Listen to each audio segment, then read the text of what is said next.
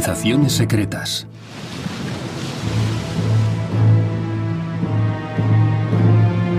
En el siglo XV, los europeos descubrieron América. Lo llamaron el Nuevo Mundo. Pero aunque esas tierras habían sido hasta entonces desconocidas para Europa, no eran nuevas y tenían una larga y prestigiosa historia. Los pueblos indígenas que habitaban esas tierras no habían tenido contacto con el mundo exterior. Su vida era sedentaria, pero aprendieron a construir y levantaron pueblos y ciudades. Se organizaron en sociedades cada vez más complejas, inventaron formas de gobierno, desarrollaron conceptos sobre el universo y la vida, y crearon religiones. Aunque algunos pueblos apenas han dejado trazas de su existencia, otros han dejado magníficos legados que dan testimonio de la grandeza de esos mundos perdidos. Los mayas, los aztecas y los incas ilustraron la historia de todo un continente.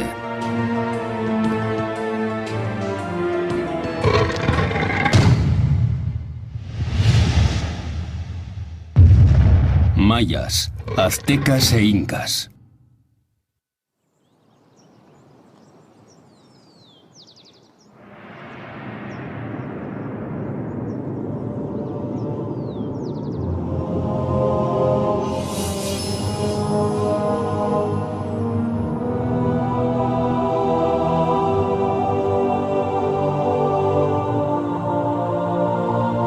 Después del descubrimiento, el siglo XVI vivió el mito de las ciudades doradas, que despertó la codicia de muchos conquistadores españoles que vieron a América como el dorado y la oportunidad de hacer fortuna. La conquista fue violenta. En pocos años cayeron los imperios inca y azteca, y con ellos terminó su mundo. El extraordinario crecimiento de esas civilizaciones fue brutalmente interrumpida. En el siglo XIX y a principios del XX, el redescubrimiento de esos mundos animó a nuevas exploraciones y aventuras. Arriesgando sus vidas, los exploradores se adentraron en tierras desconocidas y trajeron a su vuelta extraordinarios relatos. En medio de la jungla, detrás de montañas inexpugnables, se hallan inmensas ciudades abandonadas, increíbles civilizaciones anteriores a la llegada del hombre blanco al continente americano. Los nativos no eran los salvajes que la gente creía. Los majestuosos restos dan testimonio de un alto nivel de desarrollo y un totalmente insospechado grado de sofisticación. Emergieron dos grupos claramente distintos. Desde el 3500 a.C., los Andes vieron florecer varias grandes civilizaciones. Los nazcas, la cultura tiahuanaco y finalmente los incas, que fundaron un inmenso imperio en el siglo XV.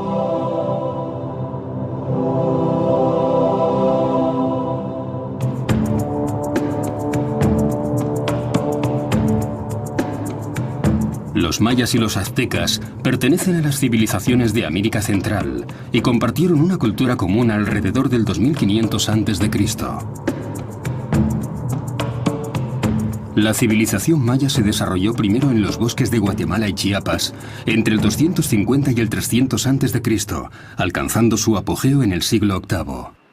Culto y refinado, el pueblo maya edificó ciudades imponentes, dominadas por templos y palacios.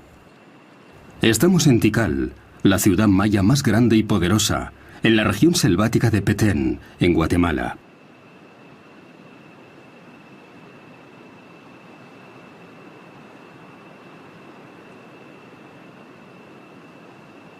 Tikal alberga los templos más altos construidos durante la era maya, y el más alto de ellos alcanzaba los 70 metros. Las ruinas que podemos admirar hoy reflejan pobremente todo el esplendor de la antigua ciudad. Una reconstrucción de la Plaza Mayor de Tikal nos permite descubrir una ciudad donde dominaba el color rojo.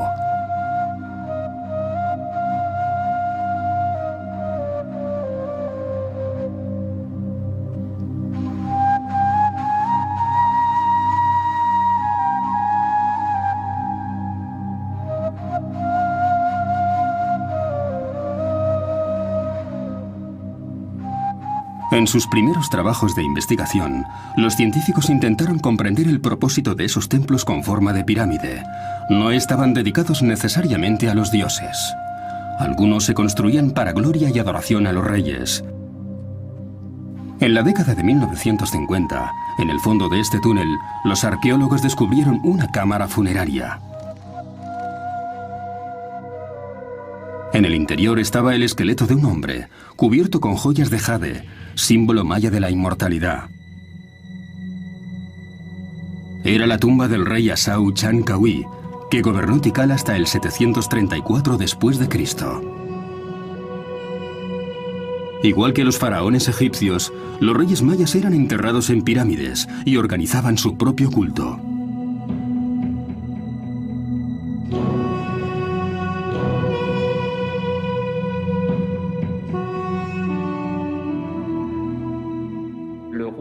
El rey era la figura que gobernaba la ciudad desde que era elegido y actuaba política y militarmente. Pero al mismo tiempo, y durante el período clásico, era todopoderoso, el líder espiritual de la comunidad y su territorio. La vida urbana era considerada un reflejo del mundo cósmico, donde el equilibrio y la armonía estaban garantizados por un rey con el estatus de divinidad. La arquitectura tenía por objetivo impresionar e inspirar miedo. El rey era sagrado, y su historia se inscribía en la mitología. El día de su ascensión al trono era el sol de la mañana, emergiendo de la tierra y elevándose en el aire. A su muerte, se convertía en el sol poniente adoptando la forma de un jaguar, hundiéndose en el interior de la tierra. Esas leyendas están ligadas a los ciclos del tiempo. Los mayas eran grandes observadores del cielo y los movimientos celestiales.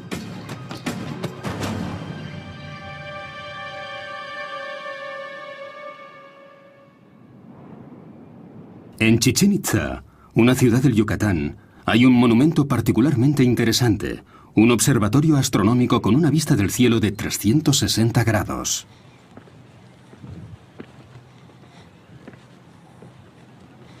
El arqueólogo Ed Van Hart de la Universidad de Austin, Texas, especialista en la cultura maya, ha estudiado este notable monumento que revela el extraordinario conocimiento que los sacerdotes mayas tenían de los ciclos de tiempo.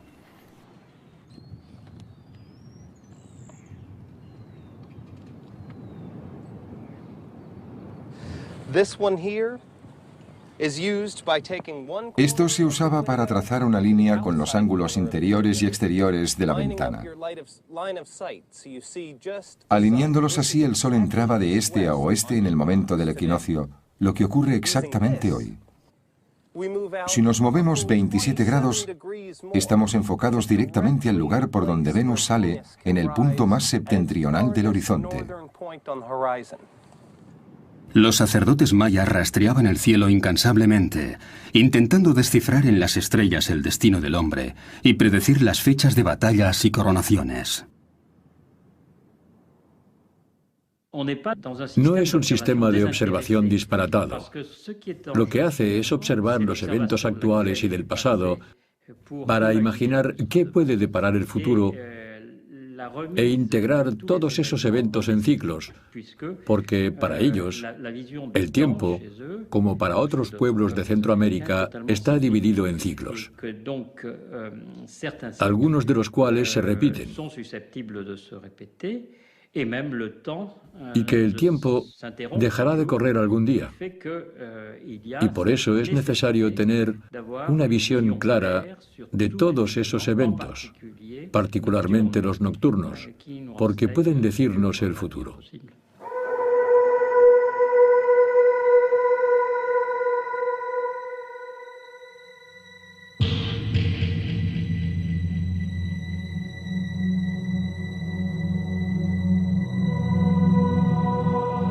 El universo está sujeto a eventos cíclicos, condicionados por fuerzas bondadosas o malvadas, en fechas favorables o desfavorables. Pero este amplio conocimiento de los ciclos también tiene una aplicación práctica para los agricultores. Los astrónomos pueden decirles cuándo plantar, cuándo cosechar y qué trabajos deben hacerse. Todo en su sociedad depende de los ciclos. Hoy, los descendientes de los mayas emplean técnicas de talar y quemar. Durante la estación seca encienden hogueras y limpian zonas cultivables de la jungla sin ningún tipo de herramientas, y usan las cenizas para fertilizar el suelo.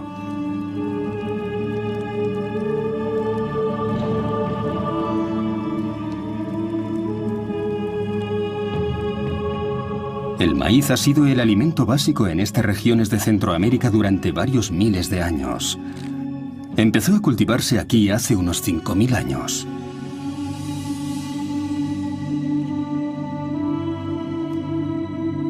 Originalmente, la planta solo producía unas pequeñas panochas, que daban unos cuantos granos. Seleccionando y cruzando los granos más grandes y mejor formados, los pueblos de la zona consiguieron el maíz que conocemos hoy. El pueblo maya se definía a sí mismo como hijo del maíz. Sus leyendas cuentan que los dioses crearon el primer hombre de pasta de maíz. La presencia de estas familias en nuestros días, en lugares donde vivieron 70.000 antepasados suyos, presenta varias preguntas. ¿Cómo vivía la antigua población maya en grandes comunidades, en un ambiente natural en el que hoy solo pueden sobrevivir pequeños grupos? Los cultivos en las áreas quemadas provocan un problema. El suelo se agota rápidamente porque no es fértil por mucho tiempo. Los mayas dominaban varias técnicas de cultivo que daban mejor rendimiento que las de hoy, pero también tenían limitaciones. En el siglo VIII, las ciudades mayas estaban en plena expansión. La creciente población excedía de sus capacidades de producción y hubo periodos de hambruna.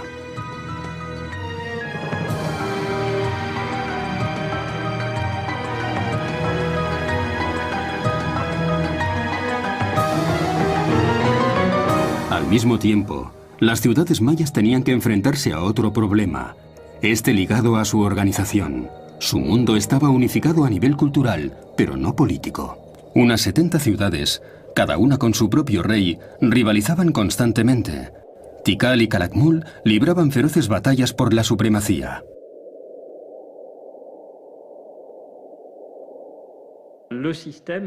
El sistema era muy activo, inteligente y muy eficiente, pero en ciertos casos era potencialmente frágil.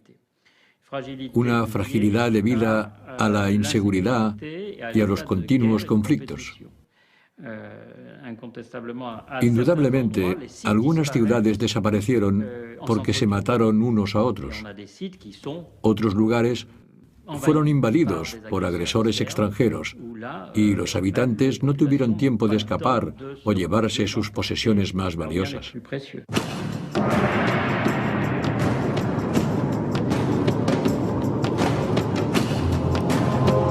En sus primeras investigaciones, los científicos creyeron, un poco inocentemente, que se trataba de un pueblo pacífico. Hoy saben que no era así.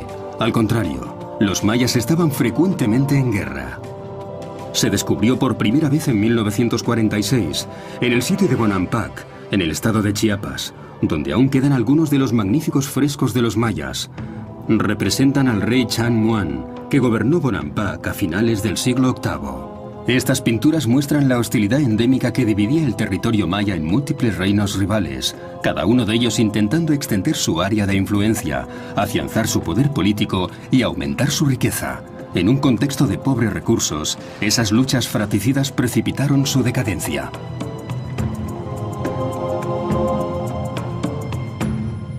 A partir del siglo IX no volvieron a esculpirse nuevas estelas y no se construyeron más monumentos. Muchos lugares muestran signos de conflictos y destrucción. Su mundo cayó y desapareció en pocos años.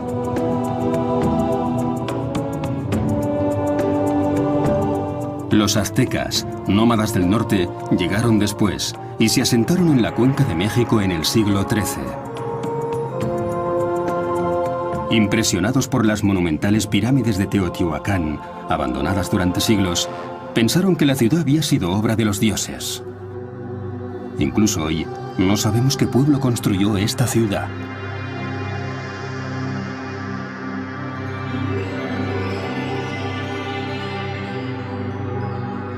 Los toltecas, que dominaron esta zona hasta el siglo XII, eran despreciados y tenidos por salvajes, pero los aztecas los admiraban y se instalaron en el territorio que un día ocuparon. Los aztecas buscaban una identidad atrapados entre el deseo de asentarse y fundar una brillante civilización que reflejara la anterior a ellos, además de sus costumbres nómadas y de valerosos guerreros.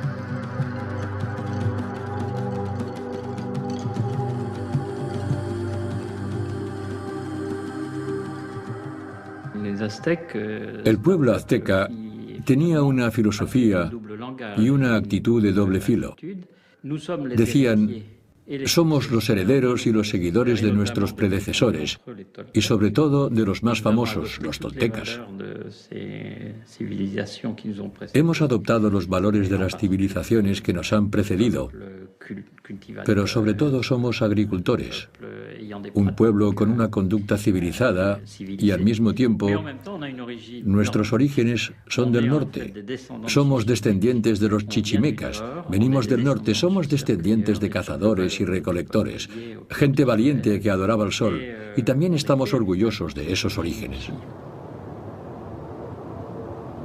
La Ciudad de México fue construida sobre las ruinas de Tenochtitlán, la capital azteca, después de que fuera destruida por los españoles. No es fácil encontrar trazas de la presencia de los aztecas en una jungla urbana de 20 millones de habitantes. En 1978 hubo una sorpresa. En esa época, el ayuntamiento de la ciudad empezó a construir una red subterránea de transporte. Cuando se iniciaron las excavaciones, los obreros encontraron unos objetos extraños. El arqueólogo José Álvaro Barrera Rivera narra este increíble descubrimiento.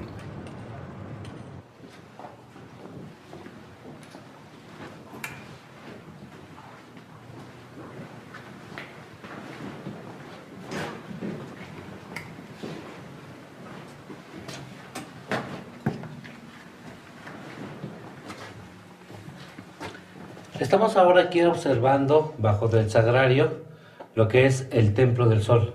Este es el muro norte del Templo del Sol. Es un templo que se ha dedicado a Tonatiuh, el dios solar.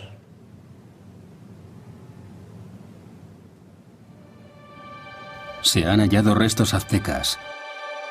Los españoles construyeron la nueva catedral de la ciudad sobre los restos del centro sagrado de la antigua capital azteca, que constaba de 12 templos.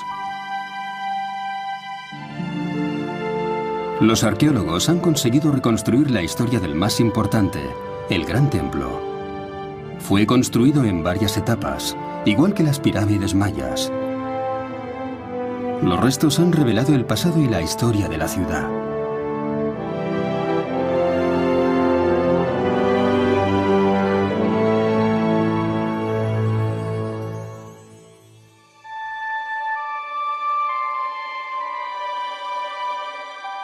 Donde hoy está la Ciudad de México, a una altitud de 2.200 metros, hace 500 años había un lago, el Texcoco. Construyendo islas artificiales, los aztecas crearon una ciudad lacustre en una zona de marismas, una Venecia en las Américas, la increíble Tenochtitlán. Cuando llegaron los europeos, esta ciudad albergaba 300.000 habitantes, algo extraordinario para ellos. Tenochtitlán era una de las mayores metrópolis del mundo en aquella época. En el centro de la ciudad estaba el recinto sagrado, con el gran templo, cuyos restos se han hallado. Calculamos que toda la zona debía tener unos 13 kilómetros cuadrados, construida en zonas de tierra entre el agua, y tuvieron que hacer grandes excavaciones y zanjas de drenaje que proporcionaron zonas habitables. Digamos que como obra pública fue una tarea colosal, mucho más teniendo en cuenta que se completó en unas décadas.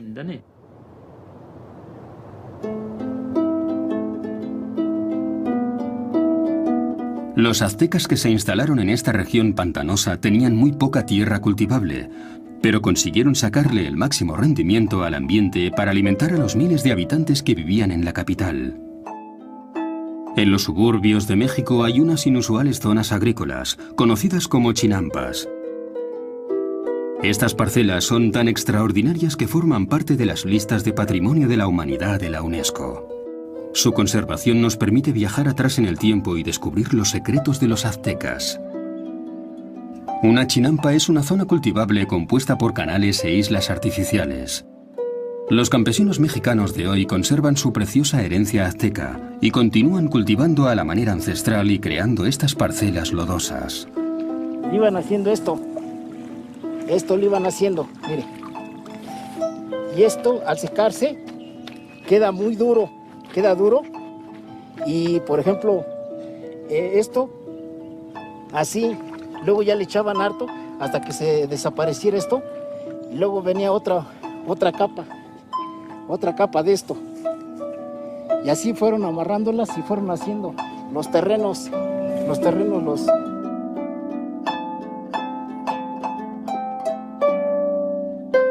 Estos huertos flotantes, construidos alrededor de la ciudad, pueden alimentar a una población de varios miles de personas. Esta técnica es muy productiva. La riqueza del suelo, la abundancia de agua y de lodo y la luz del sol garantizan 4 recolecciones anuales de diferentes cosechas. El cultivo de las chinampas duplica el rendimiento y la producción del suelo.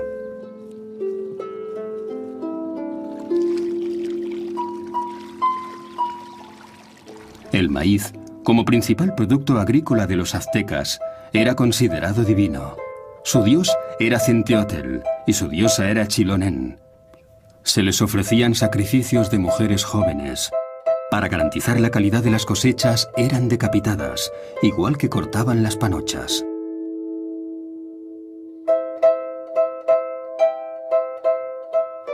En Centroamérica se llevaron a cabo sacrificios humanos durante mucho tiempo, pero para los aztecas se convirtió en una obsesión. Cuando los conquistadores entraron por primera vez en la gran plaza de Tenochtitlán, se horrorizaron al ver la escalinata del gran templo cubierta de sangre.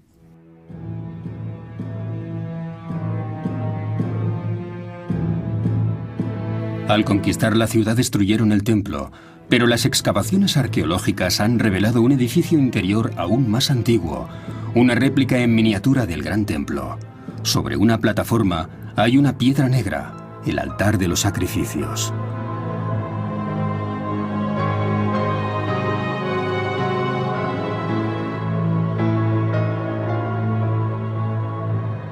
El más común era la extracción del corazón.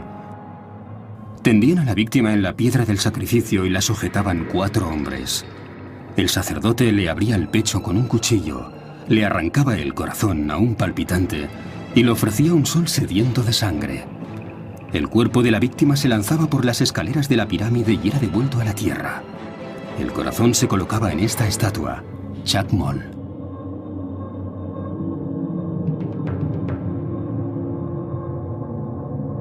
El propósito de esos ríos de sangre se explica en las inscripciones de la Piedra del Sol.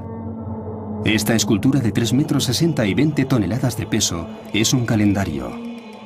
Señala la desaparición de 4 soles debido a cataclismos. El nuestro, el quinto, también está en peligro. Apareció por primera vez mediante un autosacrificio del dios. Se prendió fuego a sí mismo y reapareció, transformándose en una estrella. Pero el nuevo sol no se movía, y los otros dioses ofrecieron su sangre para devolverle la vida. De esta forma empezó el drama cósmico en que la humanidad tenía un papel. Para que el sol continuara su curso, había que alimentarlo cada día con agua preciosa. En otras palabras, con sangre humana.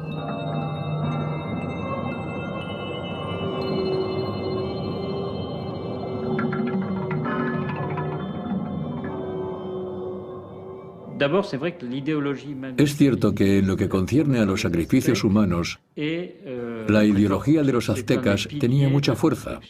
Era la piedra angular en la construcción de su identidad y en el papel que se dieron a sí mismos en el mundo. Los aztecas aseguraban que mantenían el mundo vivo haciendo sacrificios, ofreciendo sangre a las divinidades que podían hacer que un día u otro dejara de funcionar y no hubiera garantías de la supervivencia del hombre. Esta es la parte de la ideología dominante. Yo creo que el éxito de un sistema político y la expansión de un imperio llevan a ese tipo de sacrificios que hemos visto en ciertas épocas. Era por la necesidad de superar lo que se había perdido anteriormente, para asegurar que el sistema continuara desarrollándose. En 1487, el emperador Ahuitzotl celebró la renovación del Gran Templo. La ceremonia fue impresionante. Sobre el ara del sacrificio, los sacerdotes abrieron el pecho a una interminable procesión de cautivos. La inauguración se llevó la vida a 10.000 personas, tal vez más. El imperio estaba en el apogeo de su poder. Desde 1440 los aztecas habían llevado a cabo una gran campaña de expansión y conquistaron por la fuerza las tribus que vivían en la meseta mexicana. En 1520 gobernaban un imperio que cubría 200.000 kilómetros cuadrados. Poco antes de la invasión de los españoles incluía 38 provincias y todas estaban obligadas a pagar un alto tributo. Los aztecas impusieron su dominio por medio del terror. Lo que interesaba a los aztecas, y lo vemos por medio de su gran arquitectura que representa su imperio, era el control de varios territorios, y concretamente de las tribus, para obtener riquezas y el reconocimiento de una autoridad superior. Pero no los ocuparon físicamente, lo que hubiera supuesto el consiguiente movimiento de población y la colonización de una zona tan enorme. Llevaban a cabo ataques rápidos, incursiones sorpresa y, en muchos casos, obligaban a un cierto número de territorios a establecer alianzas. Se adherían al sistema imperial y reconocían la suprema autoridad tlatoani, la del emperador. Reconocían la importancia fundamental de la divinidad, del divino guardián de los aztecas, Huitzilopochtli, el dios del sol. Pero al mismo tiempo, hasta cierto punto, tenían derecho a continuar dirigiendo sus propios asuntos mientras siguieran cumpliendo lo pactado y pagaran sus tributos.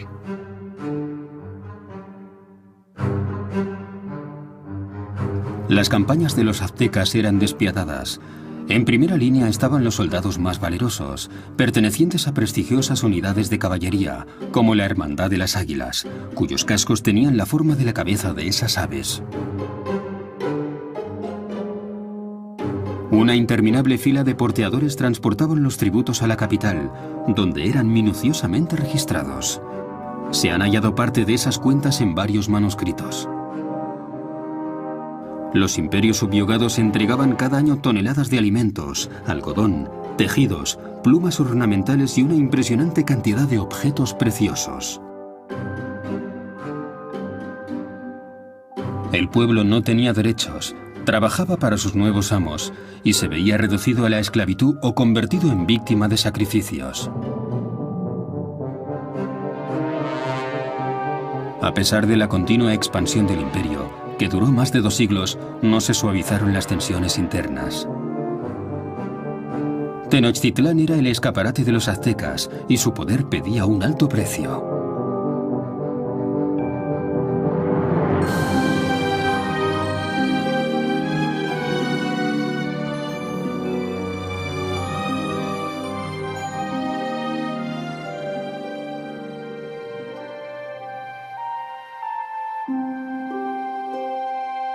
Durante el mismo periodo, los incas estaban al frente de un imperio 5 veces mayor. Se extendía unos 4.000 kilómetros, desde Ecuador al Chile actual, y cubría una superficie de 950.000 kilómetros cuadrados. El pueblo inca había concebido un sistema organizativo que le permitía gobernar su vasto territorio, constituido por la unión de diferentes tribus.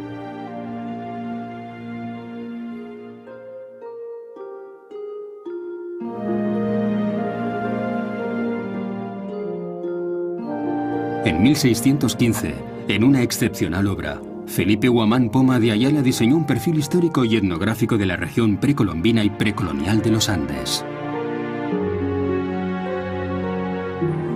Su trabajo, la obra de toda una vida, fue objeto de una grave acusación por parte de las autoridades españolas por su excesivo miramiento con las poblaciones indígenas. Esas crónicas forman parte de un testimonio único sobre la originalidad y la organización de los incas, una palabra que define tanto al pueblo como a su rey.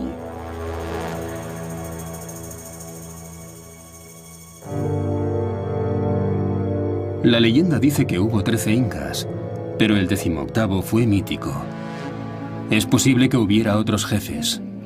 El pueblo inca no se distinguía entonces de otras tribus de Perú. Su historia empezó con el 9º Inca. El poder de los incas creció y sobrepasó el de su pequeño estado.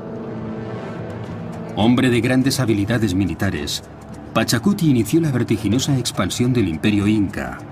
En el norte conquistó el reino de Chino, en el sur llegó hasta el valle de Nazca y abriendo una nueva era de conquistas, unió en un solo estado a unas 500 tribus de los Andes. Hubo un intento real desde la autoridad central para armonizar dentro del imperio un amplio abanico de entidades muy diferentes.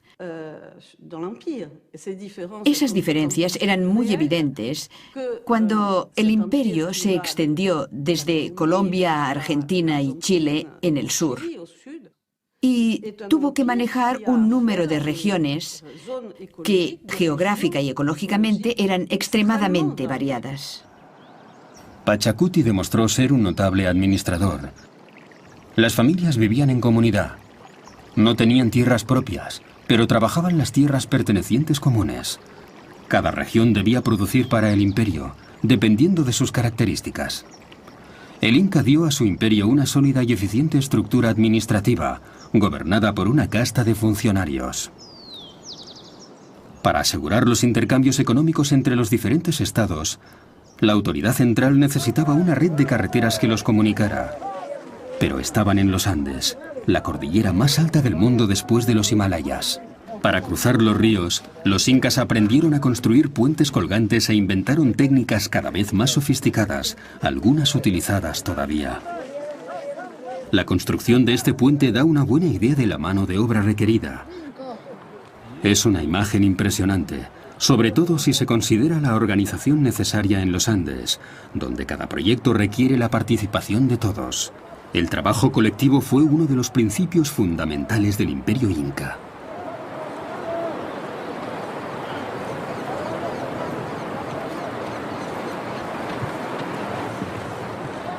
La vasta red de caminos se llamó el Capacnán. Era el elemento clave para la política y la economía del imperio inca, la gigantesca columna vertebral, comparable a la red de calzadas romanas. Permitió que el Inca controlara su imperio y el movimiento de sus tropas desde la capital, Cuzco. Después de la conquista de los españoles, la mayoría de estos caminos dejaron de mantenerse. Los incas no usaban la rueda, ni tenían caballos. Los viajes se hacían a pie. Los españoles no usaban ese medio de transporte y abandonaron los caminos incas. Esos caminos, con una longitud de 40.000 kilómetros y una amplitud de 15 metros en algunos puntos, y altitudes de entre 1.000 y 4.500 metros, unían zonas habitadas, centros administrativos, áreas de cultivos y minas, además de lugares de culto.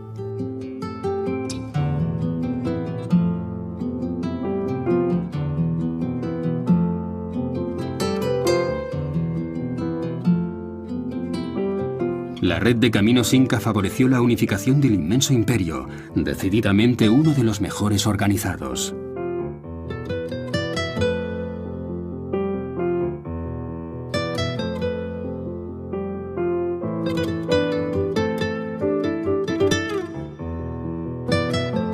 Corredores de relevo llevaban la información a una increíble velocidad. Desde el palacio del Inca llegaban en 2 días a los lugares más remotos del imperio. Los incas no tenían escritura. Para compensar esa carencia desarrollaron un original sistema usando este objeto, el quipu, hecho de hilos y nudos de varios colores. Cada color y longitud tenía un significado, simbolizaban números, fechas o un tipo de producto. Los quipus permitían manejar con efectividad las finanzas públicas. La economía era controlada por varios intermediarios. Los estados locales, por medio de sus jefes, estaban obligados a reunir los tributos y organizar la mita, los trabajos forzados de los hatunruna, los que tenían que pagar el tributo. Y eso representaba el primer diente del engranaje. El Inca imponía un sistema administrativo a los estados. Por ejemplo, con gente que se encargaba de controlar la actividad minera y con funcionarios en todas partes del imperio, los llamados apucunas. Esas personas eran delegados de la autoridad central y también actuaban como engranajes en la circulación de información entre los jefes locales y el propio Inca. En algunas aldeas de los Andes todavía se encuentran restos de este notable sistema.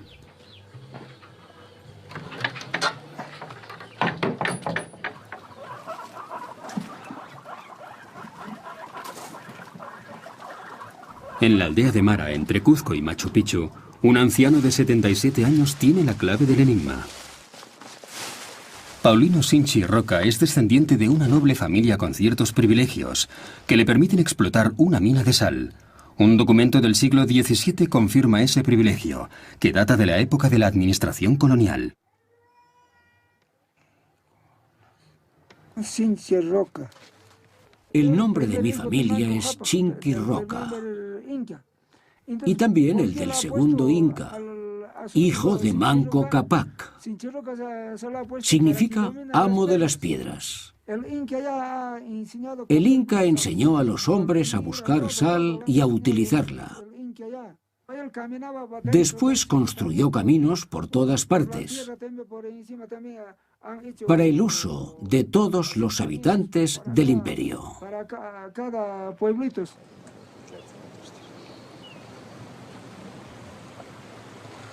Mara es un lugar excepcional.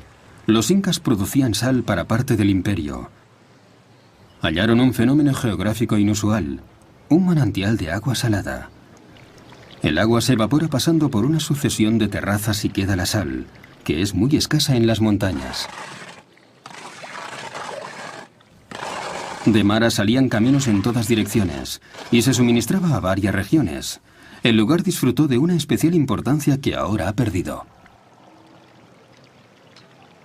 Las minas de sal de Mara también realzaban la imagen de poder de los emperadores. Todo es gracias al sol. Los incas adoraban al sol.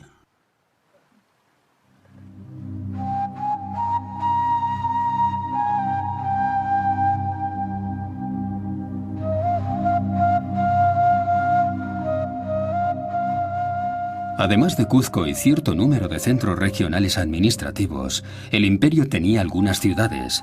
La mayor parte de la gente vivía en pequeñas aldeas y trabajaban en los campos. La agricultura era el pilar de la economía inca. Entre la capital, Cuzco, y Machu Picchu, hay terrazas construidas en las laderas, a cientos de metros de altura. Los campesinos incas se enfrentaban al terreno irregular de la montaña con pocas áreas llanas y para aumentar las zonas cultivables excavaban terrazas en las faldas. Con un monumental esfuerzo construían muros de piedra, conteniendo así la tierra y dando a las montañas la apariencia de una alta y amplia escalinata. Los campesinos de los Andes siguen viviendo al ritmo de sus labores agrícolas. Algunas plantas, como el maíz, requieren un clima cálido y húmedo, pero otros, como las patatas, prosperan en las alturas. Los campesinos saben explotar las diferencias climáticas entre los valles y las cimas para cultivar especies que normalmente no se encuentran en la misma región. Estas terrazas, ahora más o menos abandonadas, apenas dan una imagen verdadera de la opulencia del pasado. Se calcula que el Perú actual apenas puede igualar lo que producía el imperio inca hace varios siglos.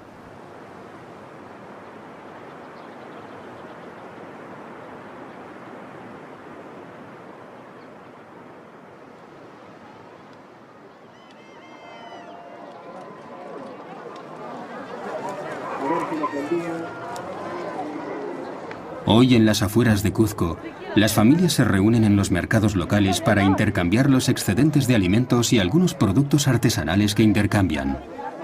En la época del imperio, el grueso de la economía se desarrollaba en los mercados, en el contexto de una economía estrictamente controlada.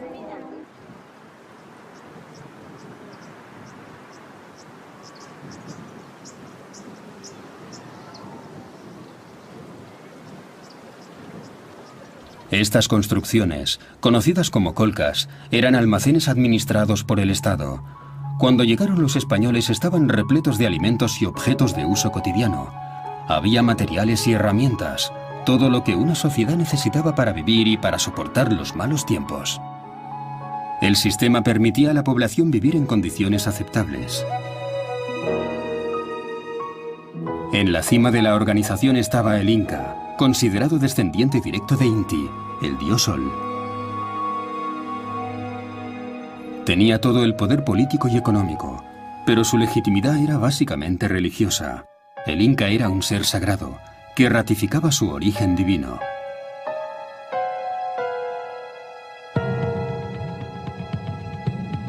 La ciudad de Machu Picchu, milagrosamente conservada, fue construida por Pachacuti a 70 kilómetros de la capital. Es un majestuoso símbolo del gran poder del Inca.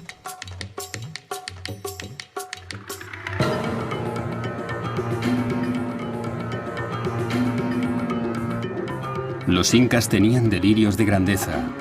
Creían que estaban al frente de un imperio capaz de durar eternamente.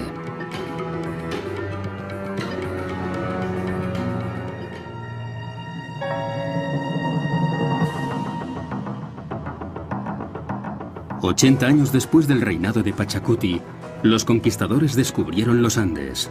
El líder era Francisco Pizarro, un hombre modesto y analfabeto que a los 56 años emprendió la conquista del imperio inca, llevando como único bagaje su valor, su inteligencia y su gran deseo de hacer fortuna. Se enteró de la presencia del inca Atahualpa en Cajamarca y fue a su encuentro. El encuentro fue un desastre, totalmente fallido debido a la falta de entendimiento. Cuando los españoles llegaron a Cajamarca, vieron a Atahualpa totalmente cubierto de plumas,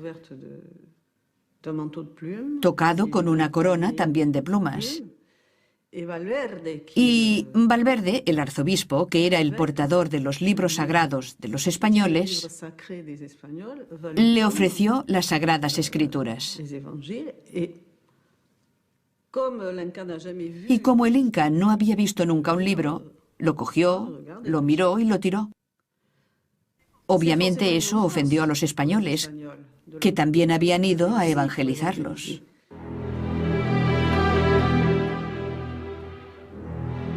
El malentendido fue una buena excusa para los españoles, que masacraron a gran número de los aristócratas presentes. Atahualpa fue hecho prisionero. Pizarro pidió un gran rescate en oro, que fue pagado inmediatamente, pero rompió el trato y ordenó que el inca fuera juzgado y ejecutado.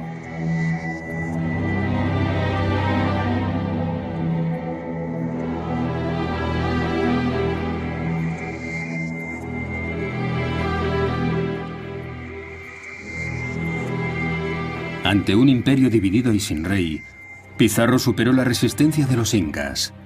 Estaban acabados. Los españoles eran los nuevos amos de los Andes. Los años siguientes a la conquista española fue trágica para los incas.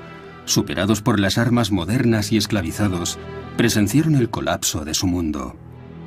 Los indios eran masacrados, perseguidos, torturados y tratados como seres inferiores, desposeídos de sus tierras y condenados a una vida de miseria y humillaciones.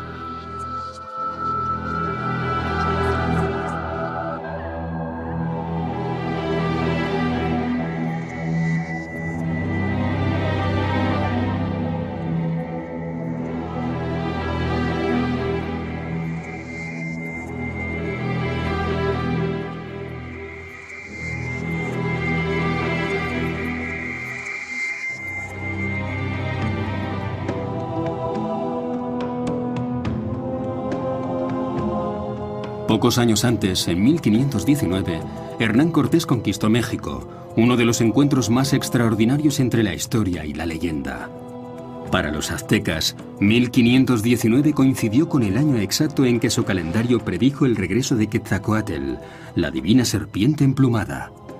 En el Palacio Presidencial de la Ciudad de México, los frescos de Diego Rivera representan ese episodio de la historia del país, cuando llegó el final para ese mundo en unos pocos meses. Durante bastante tiempo, los aztecas no entendieron qué ocurría, qué estaba en juego y qué podía suceder. No pensaban que la llegada de aquellos extranjeros, que al principio habían tomado por dioses, podía significar una sentencia de muerte para el sistema que conocían y que asumieran el control de su mundo. Cuando se dieron cuenta, ya era demasiado tarde. Por supuesto, se debía a las técnicas que conocían los españoles, sus armas y el hecho de que tuvieran caballos y perros. Eso contaba, pero solo en cierto modo. Yo creo que la conquista se habría hecho de todas formas, antes o después, porque ya se había descubierto esa parte del mundo y la corona española y la gente que la representaba estaban decididas a instalarse y conquistar esos nuevos horizontes. Pero lo más importante, y lo que explica cómo ocurrieron las cosas que se hicieron en México, fue la gran inteligencia del jefe, de Hernán Cortés. Entendió enseguida que el imperio era frágil, que tenía adversarios internos y gran parte de la población estaba en su contra. Así que reforzó su pequeño ejército con miles de soldados indígenas que se unieron a sus batallones en los momentos decisivos.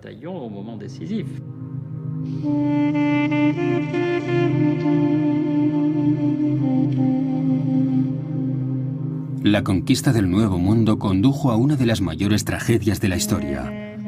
Fueron asesinados millones de amerindios. La población de México era de 25 millones en 1519 y a principios del siglo XVII apenas llegaba al millón.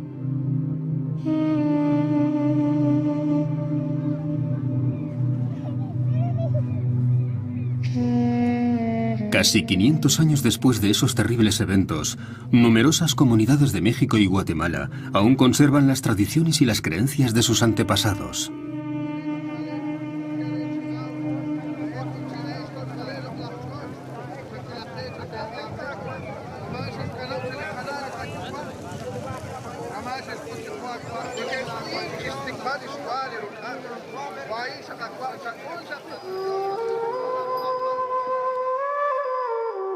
A principios del siglo XIX, los Andes se liberaron finalmente de la opresión de los españoles, dando lugar al nacimiento de varios estados independientes, incluyendo Bolivia y Perú, que heredaron una parte importante del antiguo imperio inca. A pesar de la colonización y las campañas de evangelización, las creencias antiguas y las tradiciones no desaparecieron. Al principio las mantenían en secreto, pero más tarde se celebraron públicamente. Soltera.